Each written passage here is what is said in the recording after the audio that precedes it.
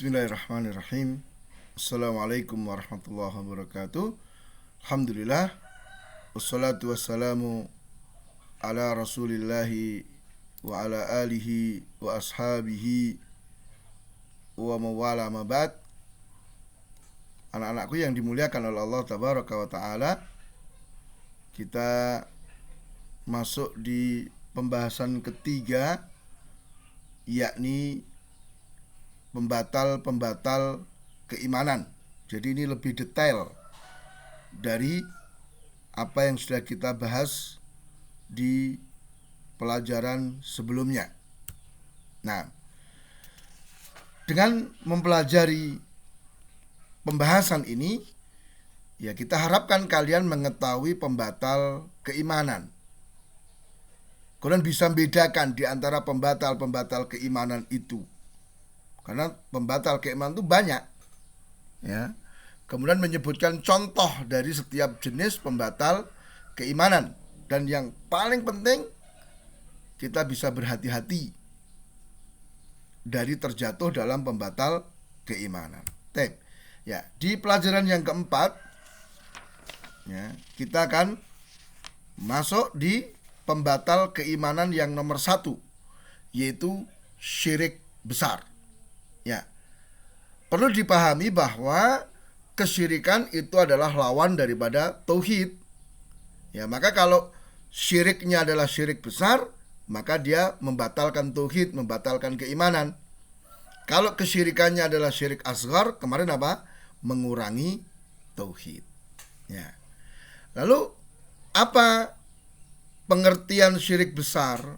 Ya, syirik besar adalah menjadikan selain Allah sebagai sekutu atau tandingan bagi Allah Ta'ala, baik dalam rububiyah, uluhiyah, ataupun nama dan sifat. Jadi menjadikan selain Allah, apakah itu kuburan, pohon, batu, patung, ya, dan yang lainnya, sebagai apa? Tandingan, sesuatu yang sama, ya, dengan Allah Ta'ala dalam perkara rububiyah, uluhiyah, dan nama dan sifat. Ya, contohnya apa? Ya, meyakini ada pencipta dan pengatur selain Allah. Ini berarti apa? Membuat tandingan dalam hal rububiyah. Kemudian contoh yang kedua, berdoa kepada mayit. Ini apa? Bentuk syirik besar dalam perkara ibadah, uluhiyah. Ya, kemudian meyakini ada makhluk yang mengerti ilmu gaib. Ini adalah apa? Bentuk syirik atau contoh kesyirikan dalam perkara nama dan sifat. Nah, anak-anakku yang dimuliakan oleh Allah Ta'ala,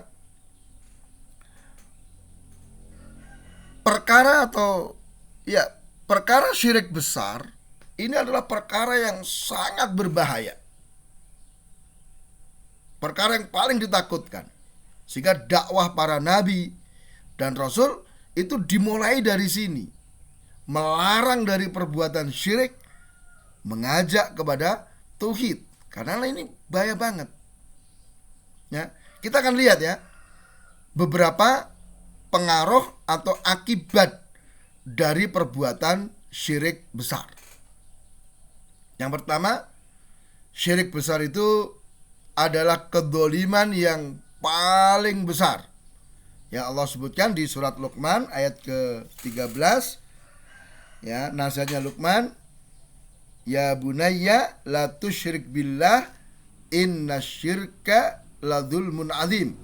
Wahai anakku, jangan engkau menyekutukan Allah, sesungguhnya kesyirikan itu betul-betul kedzaliman yang sangat besar. Ya. Saking besarnya, Allah tidak akan memaafkan kecuali pelakunya taubat. Ya, zalim itu kan meletakkan sesuatu bukan pada tempatnya. Maka ibadah yang merupakan hak Allah, kenapa diberikan kepada selain Allah? Itulah bentuk kedzaliman. Jadi yang dirampas itu adalah hak Allah yang maha besar, sehingga kedzalimannya adalah kedzaliman yang paling besar. Kemudian yang kedua, syirik itu membuat kedustaan yang besar terhadap Allah Ta'ala. Ya. Wa may yusyrik billah faqad iftara itsman azima. Barang siapa yang berbuat syirik kepada Allah, maka sungguh dia telah berbuat kedustaan yang sangat besar. Karena tadi wong satu-satunya pencipta adalah Allah, kok dikatakan ada pencipta selain Allah. Ibadah mestinya kepada Allah, kok katanya boleh beribadah kepada patung. Ya, ini kedustaan yang sangat besar terhadap Allah Ta'ala. Kemudian syirik adalah kesesatan yang sangat jauh. Ya, wa may yusyrik billah faqad dhalla dhalalan ba'ida. Barang siapa menyekutukan Allah, sungguh dia telah sesat dengan kesesatan yang sangat jauh sekali. Ya, An-Nisa ayat 116. Kemudian kesyirikan itu membatalkan semua amalan, merusak ibadah. Ya, lain asyrakta la yahbatanna amaluka. Jika engkau melakukan kesyirikan, maka gugur semua amalan-amalanmu. Ya. Maka kita harus hati-hati. Ketika kita melakukan perbuatan syirik besar, apa yang sudah kita lakukan dari ibadah, dari amal soleh, semuanya batal. Ya. Kemudian yang kelima, syirik merupakan dosa yang tidak diampuni kecuali pelakunya bertaubat. Ya. Innallaha la yaghfiru ayyushraka bih. Ya, sesungguhnya Allah tidak mengampuni orang yang melakukan kesyirikan. Wa yaghfiru ma duna dzalika liman yasha, dan Allah mengampuni dosa selain dosa syirik bagi siapa yang dikehendaki. Jadi antara perbuatan syirik dengan berbuat zina, dengan minum khamar, itu lebih jelek perbuatan kesyirikan.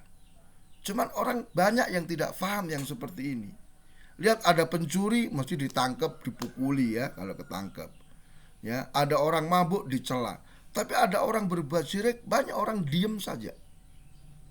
Padahal syirik ini dosa yang tidak diampuni kalau tidak taubat. Sedangkan orang mencuri, orang minum khamr, kalau Allah menghendaki, meskipun pelakunya tidak bertobat, Allah akan ampuni. Masih ada kemungkinan gitu. Kemudian syirik itu mengharamkan masuk surga.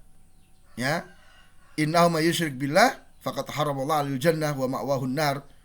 Barang siapa berbuat syirik, Allah haramkan dia masuk surga, dan Allah akan tempatkan dia di neraka selamanya. Ya, jadi orang yang mati dalam keadaan tidak bertaubat dari dosa syirik yang telah dia lakukan, dia tidak akan pernah masuk surga. Dia akan selamanya di neraka.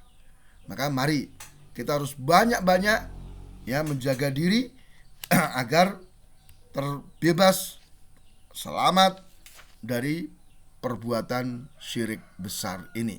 Nah, syirik besar itu apa? Nanti di pelajaran berikutnya ya, akan banyak kita akan sampaikan bentuk-bentuknya. Nanti ada syirik dalam rububiyah, ada syirik dalam uluhiyah, ada syirik dalam nama dan sifat. Mudah-mudahan dengan kita memahami akibat jelek perbuatan syirik, kita akan lebih berhati-hati dan semangat untuk belajar. Jadi kita belajar kesyirikan bukan untuk diamalkan, bukan untuk dikerjakan, tapi untuk kita menjaga diri daripadanya. Subhanakallahumma bihamdika asyhadu an la ilaha illa anta astaghfiruka wa atubu ilaik. Wassalamualaikum warahmatullahi wabarakatuh.